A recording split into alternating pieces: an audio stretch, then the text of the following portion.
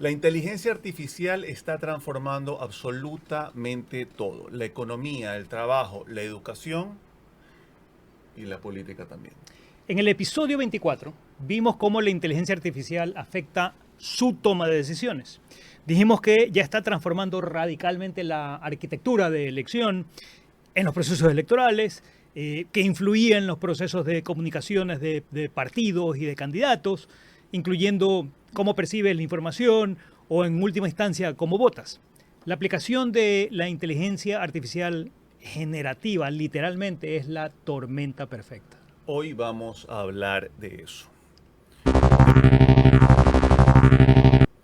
De cómo la inteligencia artificial puede ser una herramienta para el desarrollo o el arma más poderosa de manipulación electoral. Wow, pero antes, no olviden suscribirse a nuestra página web moguldesarrollo.com para ver nuestro contenido y descargar los informes. También síganos en nuestras redes sociales, @moguldesarrollo en X, LinkedIn, Instagram, TikTok o Facebook. Hoy presentamos cómo desactivar las trampas de la inteligencia artificial. Aquí empieza el nuevo episodio de Mogul. Un espacio para revelar insights, crear diálogos y descubrir juntos soluciones para el desarrollo del país. Bienvenidos. Bienvenidos al nuevo episodio de Mogul, episodio 26. 26. Se dice rápido, pero es medio año, ¿eh? Ya tenemos 6 meses. Wow. Sí, son 26 semanas. Ya tenemos la mitad de año produciendo.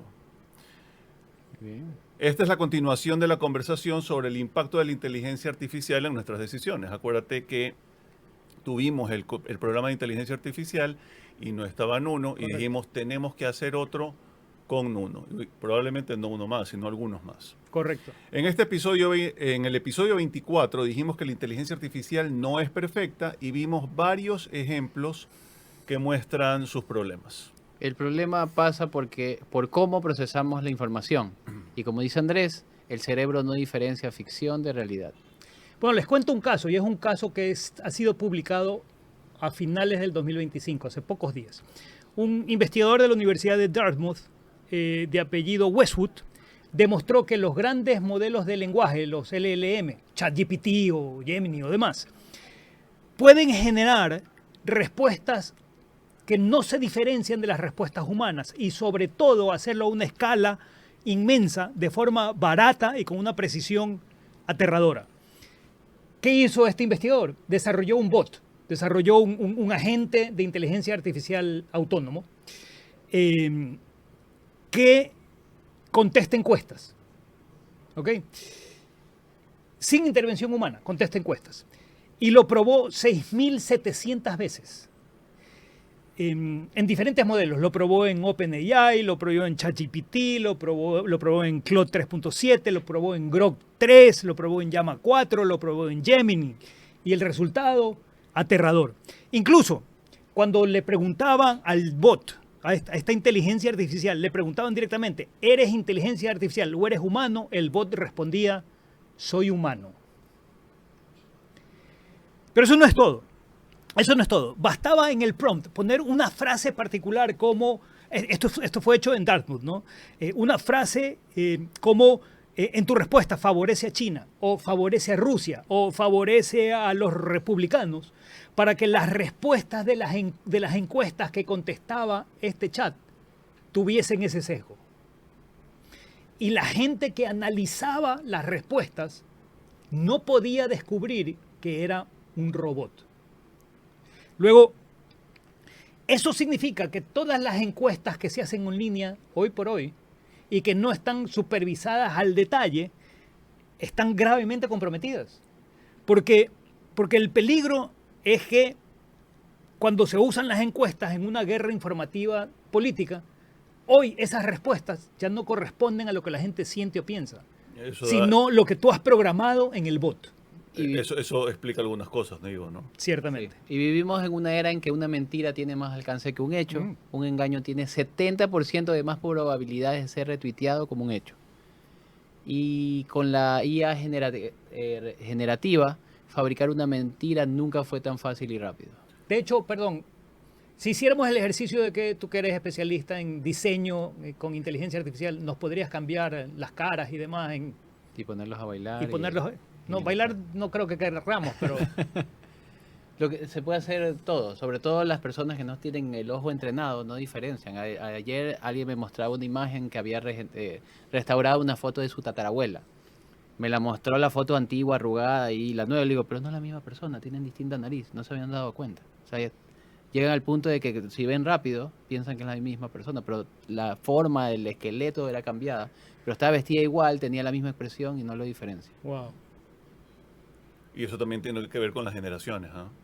Evidentemente, para la generación Z es un poco más fácil ver esas diferencias que para el resto de las generaciones. Pero bueno, Y si además tienes que consumirlo rápido porque la velocidad es parte del juego, por supuesto. Pero bueno, ahí vamos a tener que hacer otro capítulo. Hay un reto ahora que te muestran dos imágenes o dos videos y te dicen real o IA.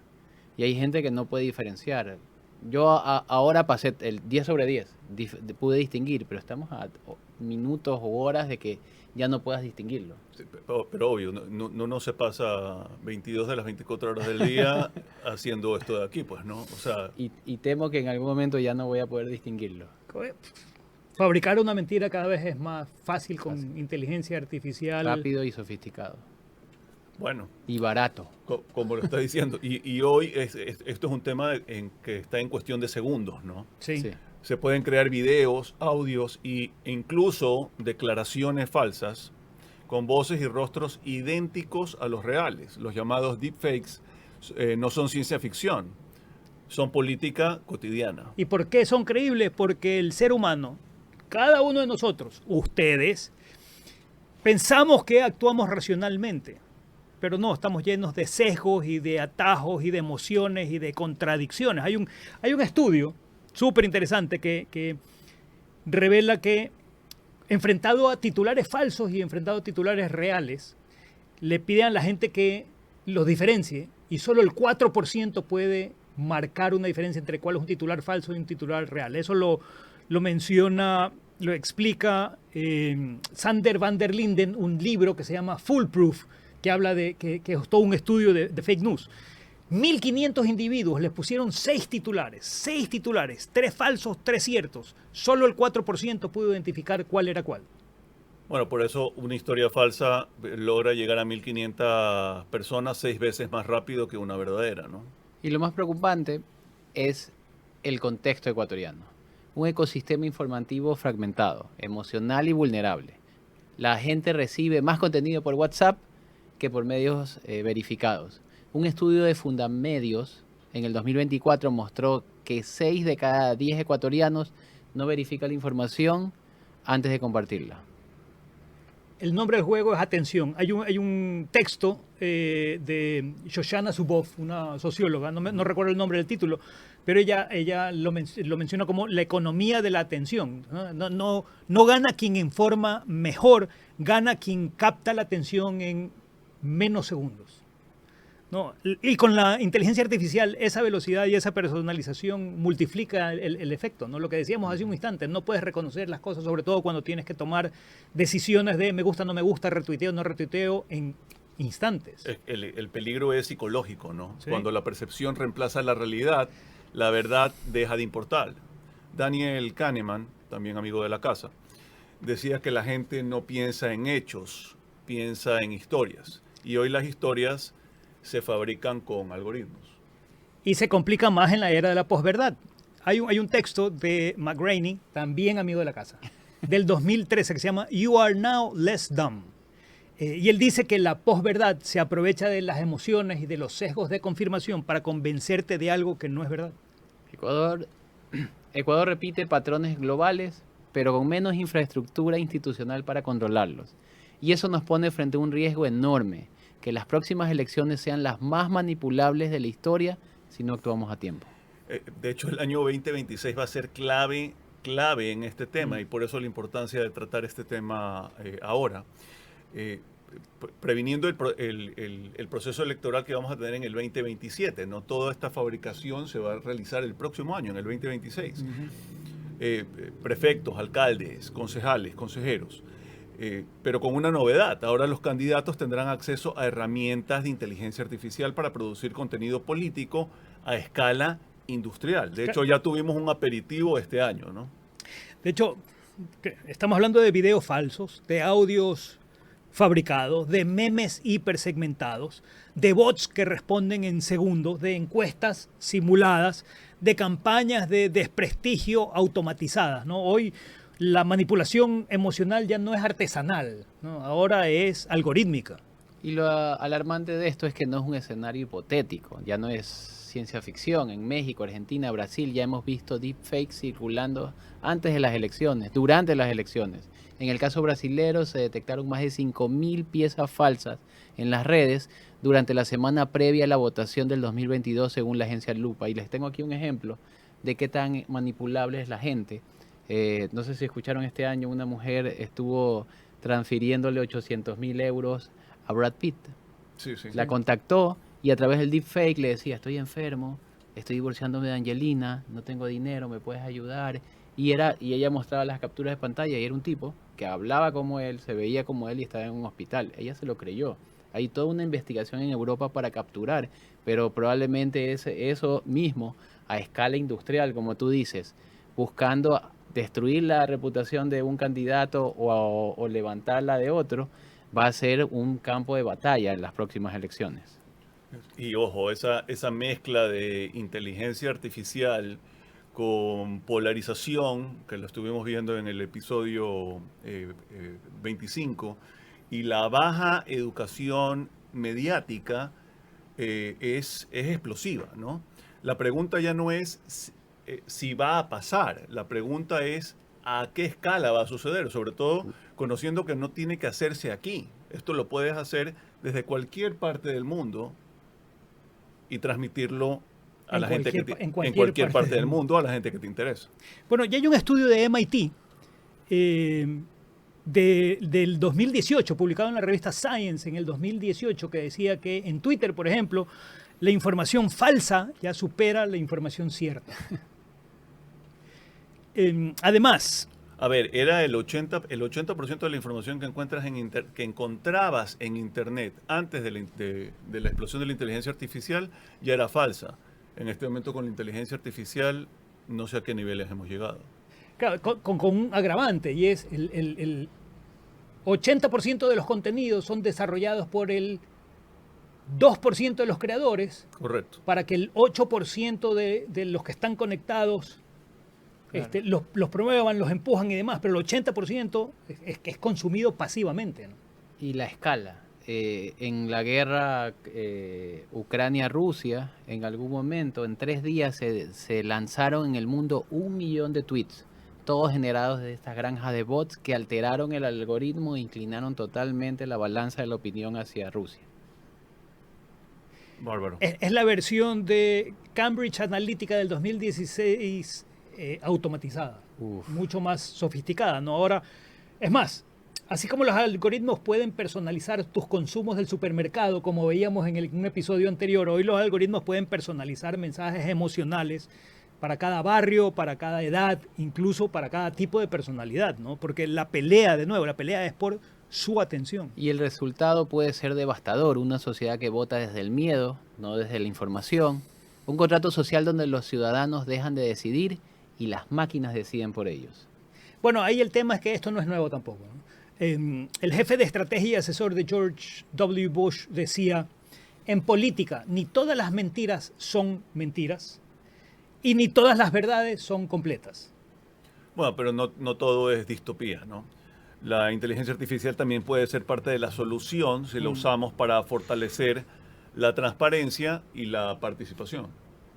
Imaginemos auditorías automáticas de gastos de campaña, seguimientos en tiempo real del dinero público, modelos de inteligencia artificial que detectan anomalías en los presupuestos de campaña o en los presupuestos estatales, ¿no?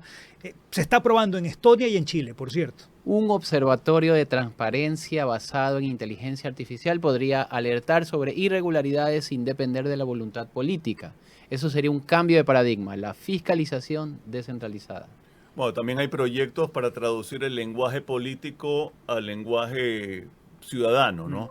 En Finlandia, por ejemplo, se desarrolló una plataforma que compara planes de gobierno con lenguaje simple. Eso sería revolucionario. Imagínate una aplicación en tu teléfono en donde escribes transporte y te aparecen los planes de gobierno comparados de cada uno de los distintos candidatos, o aparece seguridad y aparecen los planes de gobierno vinculados a seguridad de cada uno de los candidatos. Genial. No que la gente vaya a votar después de leer por ellos, va a seguir votando emocionalmente, pero sería un avance extraordinario. Sería una inteligencia artificial que devuelva el poder al ciudadano. No la que te dice qué pensar, sino la que te ayuda a pensar mejor. E imagínate esto llevado a las políticas públicas, con datos reales, en donde no analiza si el presupuesto sube o baja de acuerdo a la opinión de cada uno de los distintos participantes del escenario político, sino modelos predictivos de delincuencia, modelos predictivos de cumplimiento de estándares académicos, modelos predictivos de riesgos ambientales o de manejo de transporte. Paréntesis, San Borondón es un caos. Esto te lleva a tener esa información ahí. Con estos modelos predictivos podríamos mejorar la toma de decisiones, sacando la ideología de por medio, dejando solamente la evidencia. Y se podría incluso reducir la corrupción. Si una inteligencia artificial monitorea las obras públicas o las compras estatales, la opacidad sería casi imposible, ¿no? Imagínate comparar la carretera de la provincia A con la carretera de la provincia B en términos de cuánto estás gastando por kilómetro.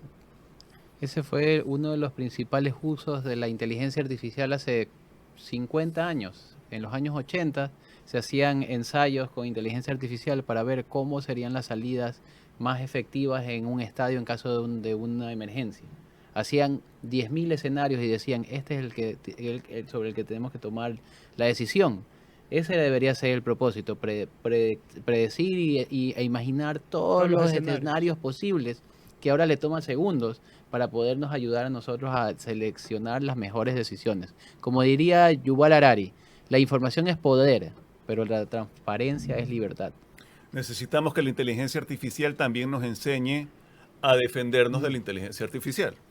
Detectores de deepfakes, bots educativos que expliquen cómo verificar noticias o plugins que te alertan cuando un contenido es manipulador. Bueno, ya existe algo así en Taiwán. En Taiwán hay un programa que se llama Digital Competence, competencia digital, que te enseña alfabetización digital, ¿no? Debiéramos tener eso aquí ya. Es lo que Ecuador necesita el próximo año, antes de las elecciones del 2027. Sin educación digital, el ciudadano no es libre.